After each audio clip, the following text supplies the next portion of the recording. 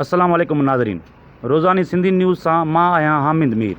मेरापुर मां ख़बर शामिल कंदा हलूं जावेद मेमन जी रिपोर्ट मुताबिक़। मेरापुर खां ब्रेकिंग न्यूज़। मेरापुर भरिसां ॻोठ हाजी राजपर जे रहवासी ऐं मशीह जे तलाउ ते कमु कंदड़ मुबीना अगवा थी वियल पोरित अब्दुल फताह राजपर 16 ॾींहं गुज़रण बावजूदु बाज़ियाब न थी सघियो।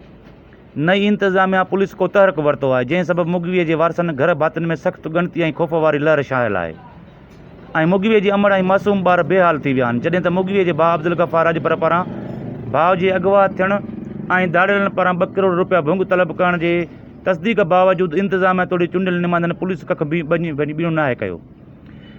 जॾहिं त मुगवीअ जे भाउ अब्दुल गफ़ार राजपर जई आहे सिंध जे अॻुवाण अलामा डॉक्टर राशिद महमूद सूमरो सां राब्तो करे भाउ जे बाज़ियाबी लाइ सहकार जी अपील कई।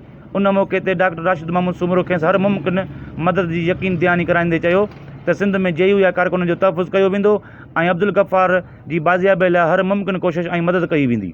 होॾां मुगवीअ जी अमड़ ऐं वनी वज़ीर लाइ सिंध आई जी सिंध खां मुतालबो कयो त पोरित अब्दुल फताह जी बाज़ियाबी लाइ जोगा क़दम खणी खेसि बाज़ाब करायो वञे।